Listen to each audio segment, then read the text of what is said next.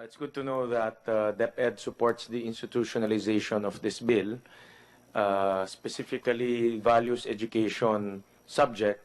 And again, no, looking at the history, nagkaroon ng malaking evolution and malaking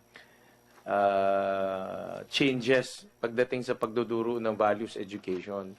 Now, one of the goals of institutionalizing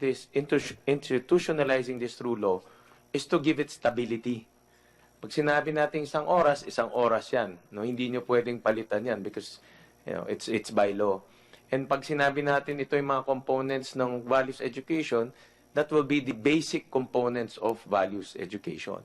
It cannot be changed because in this case, alam ko nagkaroon ng iba-ibang components, no? Yung values education, in fact, it was reduced to edukasyon pagpapakatao na nag-iba rin. Ngayon, of course, what we sacrifice here is dynamism. No? Because what we're saying is in the future, values now and values 100 years from now will be the same.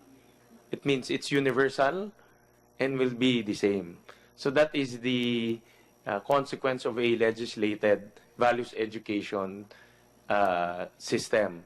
Of course, we can add along the way, but we cannot subtract. No? Kasi yan ang batas talaga.